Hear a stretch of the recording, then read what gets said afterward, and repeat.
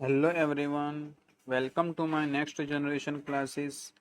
તો આજે આપણે રિઝનિંગનો એક નવા ચેપ્ટર આકૃતિઓનું વર્ગીકરણ ફિગર ક્લાસિફિકેશન ચેપ્ટરનો આજે અભ્યાસ કરીશું.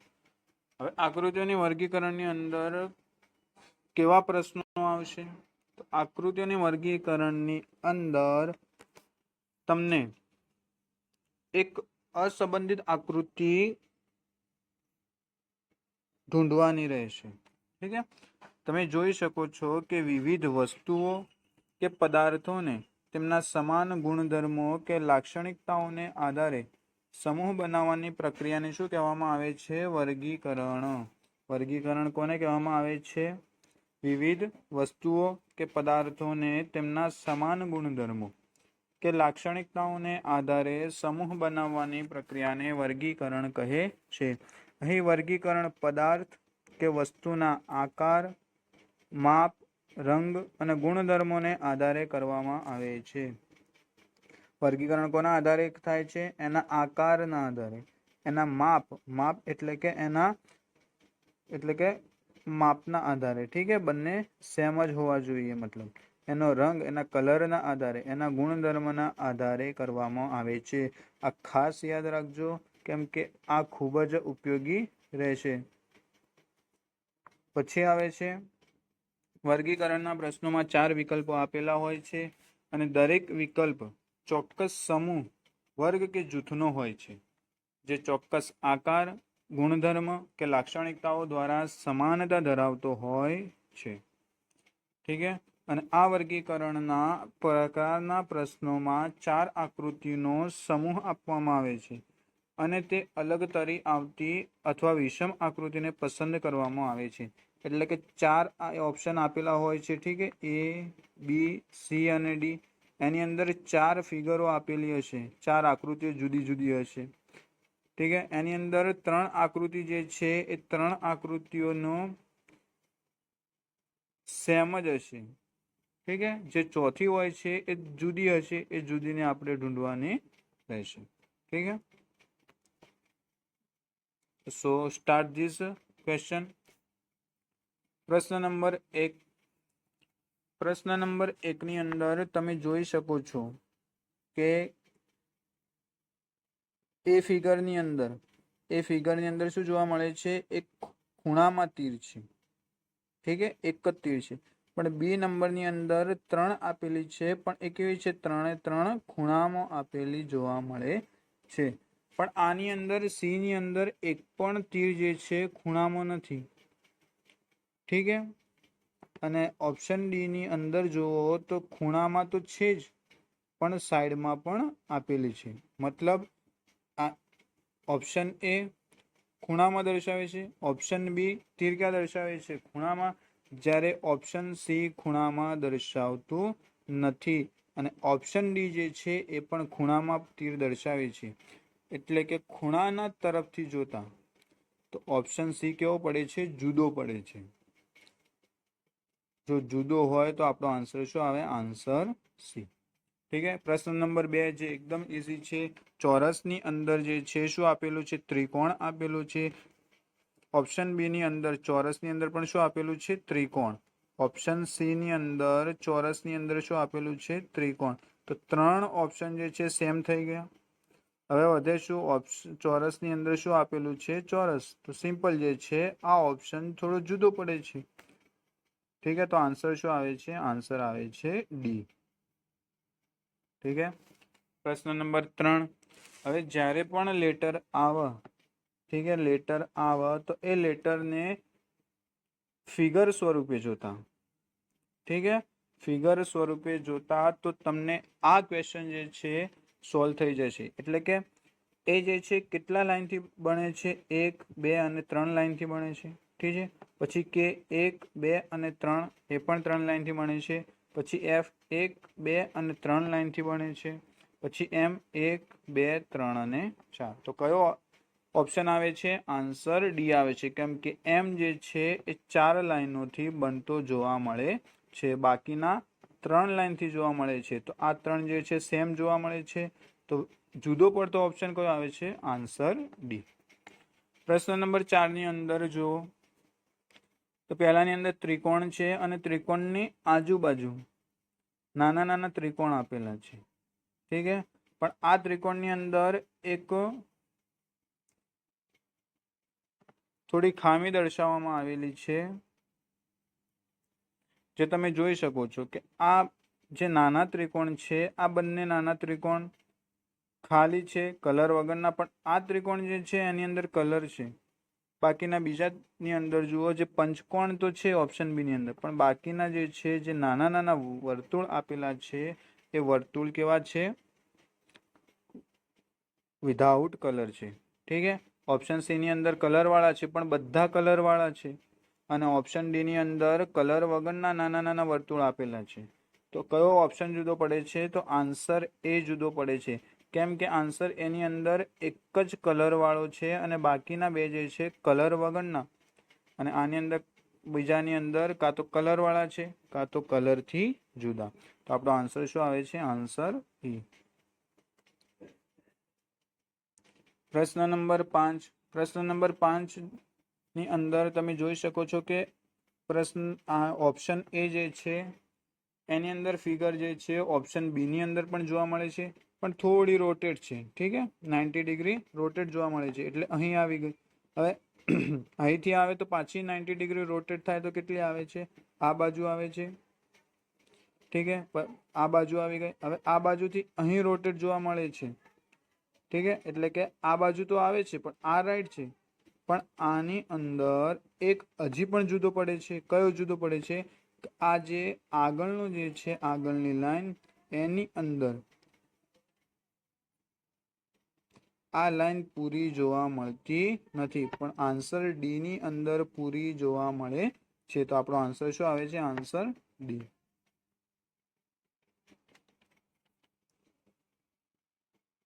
પ્રશ્ન નંબર 6.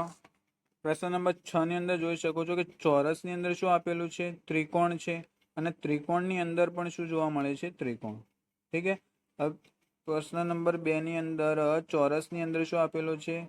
એક ચતુષ્કોણ જેવો છે, પણ અંદર ત્રિકોણ છે, એટલે કે બાર કેટલા છે? 4 લાઈનો છે, 4 અને 3. ત્રિકોણની અંદર 3 લાઈન. બાર જે છે આની બાજુ કેવી આવે છે? 5, અને અંદર પણ પંચકોણ છે, એટલે શું આવે છે? 5 લાઈનો. આ બાજુ ષટકોણ છે, 6 લાઈનો જોવા મળે છે, અને આની અંદર નાનો ષટકોણ જોવા મળે છે, એટલે કે 6 જોવા મળે છે. તમે જોઈ શકો છો કે અહીં પહેલાની અંદર પણ 3 છે, અહીં પણ 3 છે, તો જુદો વિકલ્પ કયો આવે છે? Answer B. જ્યારે પણ ફિગરોની અંદર વધારેમાં વધારે ક્લાસિફિકેશન, ફિગર ઓફ ક્લાસિફિકેશનની અંદર લાઈનોની અંદર વધારે પ્રશ્નો જોવા મળે છે, તો લાઈનો ગણીને પણ તમે આ પ્રશ્ન સોલ્વ કરી શકો છો.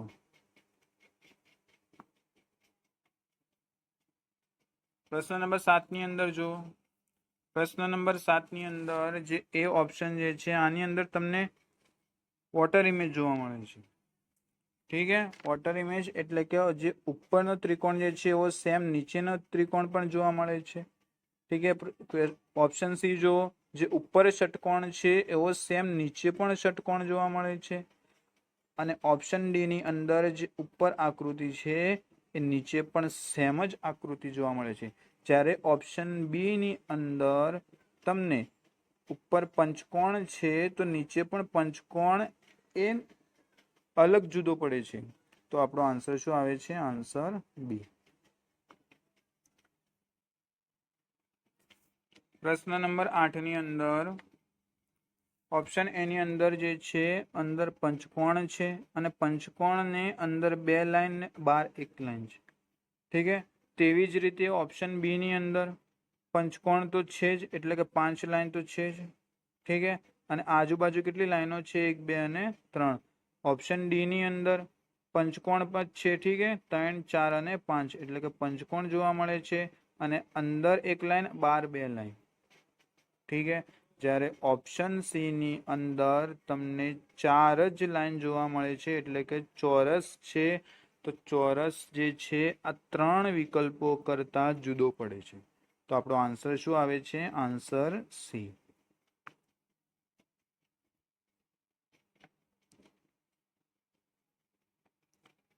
પ્રશ્ન નંબર 9.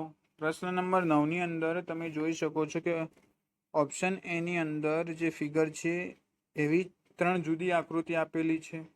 હવે એની અંદર જે આકૃતિ છે એવી સેમ જ આકાર, એટલે કે સેમ જ આકાર એટલે કે આ ટાઈપ હશે યા તો આ ટાઈપ. ઠીક છે, એની અંદર આ બંને નીચે છે ને આ બાજુ ખૂણામાં છે. પણ ઓપ્શન સી ની અંદર ઉપરના 2 આપેલા છે અને બહારની બાજુ 1. અને ઓપ્શન ડી ની અંદર આવી રીતના છે. ઠીક છે, તો ઓપ્શન સી ની અંદર સી અને ડી, ઠીક છે, જે આકૃતિ બી કરતી જુદી છે. કઈ રીતે જુદી? કે જે બધી એ આકૃતિ જે છે આ ટાઈપ આપેલી છે, બી જે છે એટલે કે યુ શેપમાં છે, અને ડી જે છે એ ફિગર એના જેવું છે. ઠીક છે, પણ જે બી નંબરની જે છે એ આ ટાઈપ હોવાથી, ઠીક છે, આ શેપમાં હોવાથી તે જુદી પડે છે. તો આપણો આન્સર આવે છે બી. પ્રશ્ન નંબર 10. પ્રશ્ન નંબર 10 ની અંદર કઈ રીતે જોશો? તો પહેલા જે છે ડાર્ક જે છે તીરને જોઈ લો. તીર પછી શું આવે છે? એક આ શેપ આવે છે.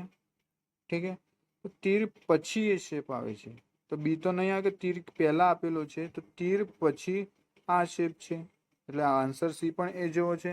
પછી તીર પછી પણ એ જ શેપ જોવા મળે જોવો.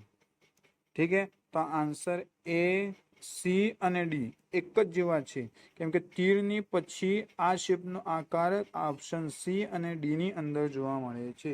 જ્યારે ઓપ્શન બી ની અંદર આ જે શેપ જે છે, આ જે આકાર જે છે એ તીરની પહેલા જોવા મળે છે, તીરની પછી જોવા મળતું નથી. તો આપણો આન્સર શું આવે છે? આન્સર બી.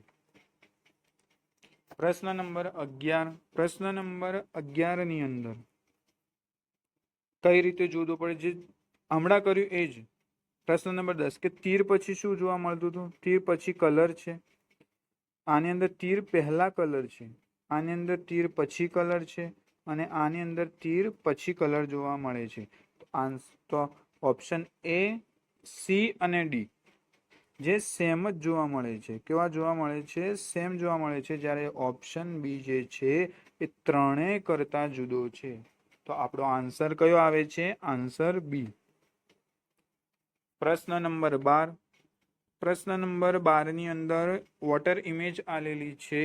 જે વોટર ઇમેજ આપણે આગળના પ્રશ્નમાં ઓલરેડી જોઈ ગયા છીએ કે વોટર ઇમેજની અંદર જ્યારે પણ આવો શેપ આવે છે તો એનો શેપ વોટર ઇમેજમાં આવો જ જોવા મળે છે. એટલે કે આ બે નજીક આવે છે વોટર ઇમેજમાં. ઠીક છે, વોટર ઇમેજમાં ઉપરનો જે છે આ નજીક જોવા મળે છે. તો પ્રશ્ન નંબર 12 ની અંદર જુઓ છે કે આ વોટર ઇમેજ સેમ છે. આન્સર બી નહીં આવે.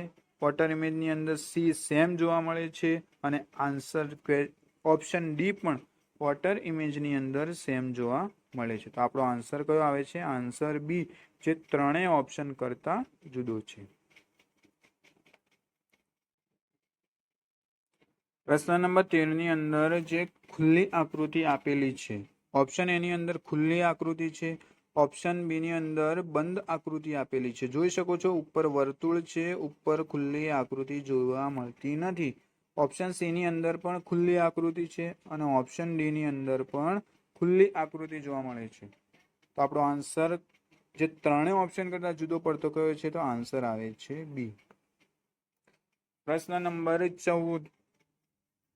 જે પહેલા તમને ઓલરેડી કીધું હતું કે જ્યારે પણ લેટર આવે તો એ લેટરની અંદર શું કરવાનું? કે લાઈનો કાઉન્ટ કરવાની. શું કરવાની? લાઈન કાઉન્ટ કરવાની, એટલે કે લાઈન ગણવાની. તો ઓપ્શન એ ની અંદર કેટલી લાઈન આવે છે? એફ કેટલી લાઈનથી મળે છે? 1, 2 અને 3. ઠીક છે, કઈ રીતે જોઈ શકો છો? 1, 2 અને 3. ઝેડ 1, 2 અને 3.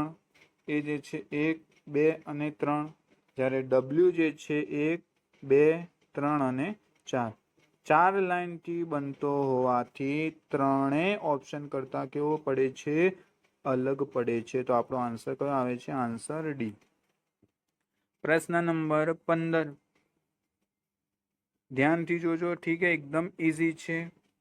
પ્રશ્ન નંબર 15 ની અંદર જે છે ષટકોણ આપેલો છે. હવે ષટકોણની નજીકનું જુઓ પહેલા. ઠીક છે, ષટકોણ આપેલો છે તો ષટકોણની નજીક જુઓ. હવે ષટકોણની નજીક શું આપેલું છે? પહેલાની અંદર આવી રીતના છે, પછી આમ છે, પહેલા આમ છે, પછી એક ઊંધું છે, પછી એક યુ આકારનું છે, પછી આ બાજુ છે. ઠીક છે, હવે થોડા રોટેટ થયા છે. રોટેટ થાય તો આ આકૃતિ ચેન્જીસ નહીં થાય, એની એ જ જગા ઉપર રહેશે.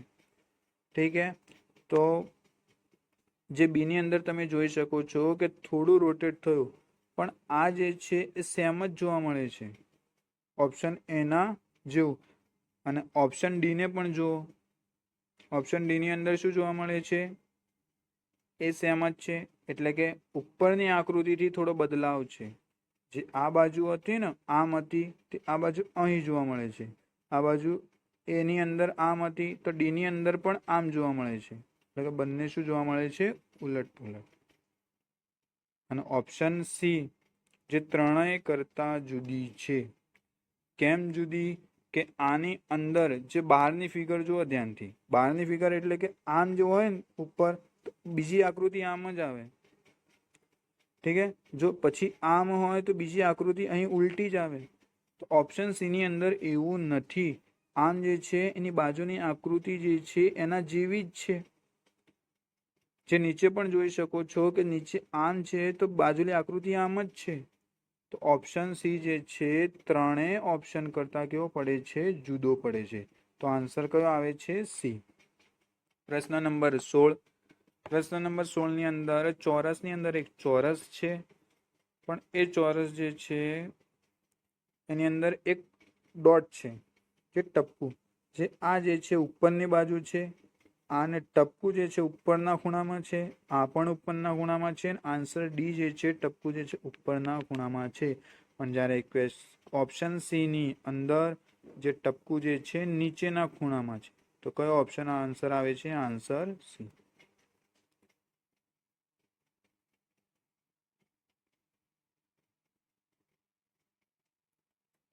પ્રશ્ન નંબર 17. પ્રશ્ન નંબર 17 ની અંદર કઈ રીતે આવે છે? પહેલા આકૃતિ જુઓ કે પહેલી આકૃતિની અંદર પ્લસ પછી તો ડોટ છે. ઠીક છે, ત્યાં તો પ્લસ જે છે એ પ્લસ આમ ક્રોસમાં છે. આ પણ પ્લસ કેવા છે? ક્રોસમાં છે. ઓપ્શન સી ની અંદર. ઓપ્શન ડી ની અંદર પણ પ્લસ જે છે ક્રોસમાં છે. ઠીક છે, પણ ઓપ્શન બી ની અંદર પ્લસ જે છે એ સીધી લાઈનમાં હોવાથી એ ત્રણેય કરતા જુદો પડે છે. તો ઓપ્શન કયો આવે છે? Option B. પ્રશ્ન નંબર 18, જે એકદમ દેખાય છે કે જે છે આ લાઈનો જે છે એ ત્રિકોણની રેખા ટાઈપ છે. આ પણ રેખા ટાઈપ છે, અને ઓપ્શન સી પણ રેખા ટાઈપ લાઈનો જોવા મળે છે. જ્યારે ઓપ્શન ડી ની અંદર રેખા જે છે ઉપરની લાઈન જે છે એ અંદરની તરફ જોવા મળે છે. જે ત્રણેય ઓપ્શન કરતા કેવી છે? જુદી છે. તો આપણો આન્સર કયો આવે છે? ડી. પ્રશ્ન નંબર 19. સેમ છે, જે એની અંદરની લાઈનો જે છે એ લાઈન આ રીતના અંદર આપેલી છે. અંદર મતલબ કે આમ સીધી લાઈન નથી, આમ આડી ઊભી લાઈનો જોવા મળે છે. આની અંદર પણ જોઈ શકો છો ઊભી લાઈન. અને ઓપ્શન ડી ની અંદર પણ કેવી છે? આડી લાઈન છે, સીધી લાઈન નથી. ઠીક છે, અને ઓપ્શન એ ની અંદર કેવાય છે સીધી લાઈન હોવાથી આન્સર કેવો આવે છે? આન્સર એ. પ્રશ્ન નંબર 20. પ્રશ્ન નંબર 20 ની અંદર કઈ રીતે જુદો પડે છે તમે જોઈ શકો છો કે પ્રશ્ન નંબર પહેલા એની આકૃતિ જુઓ. આ પ્લસ છે તો બાજુમાં શું છે? એક તીરવાળી નિશાની છે. ઠીક છે, અને ઓપ્શન ડી જુઓ. આ બાજુ પ્લસ છે તો આ બાજુ પણ કેવી નિશાની છે?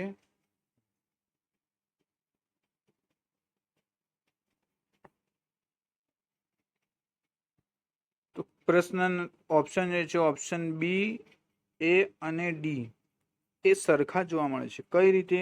કે નીચેનું જે છે એ મોટું ફિગર જે છે એ ફિગર ઉપરના ફિગર કરતા ઉપર કલર જોવા મળતું નથી.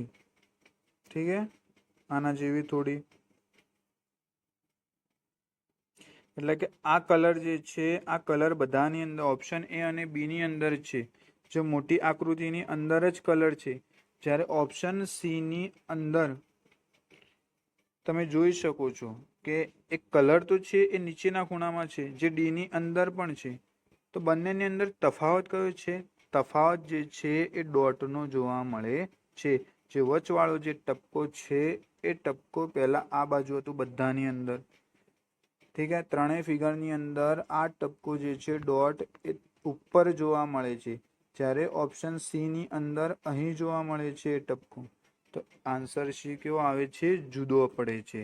જે ત્રણેય ઓપ્શન કરતા કેવો છે? જુદો. આપણો આન્સર કયો આવે? Answer C. ઠીક છે, તો આ જે 4 ક્વેશ્ચન જે છે એ 4 પ્રશ્ન તમારી પ્રેક્ટિસ માટે આલ્યા છે, જે આગળના પ્રશ્નો જેવા જ છે, જે પાછળના પેજ ઉપર તમને આન્સર ઓલરેડી આપેલા છે. તો thanks for watching this video.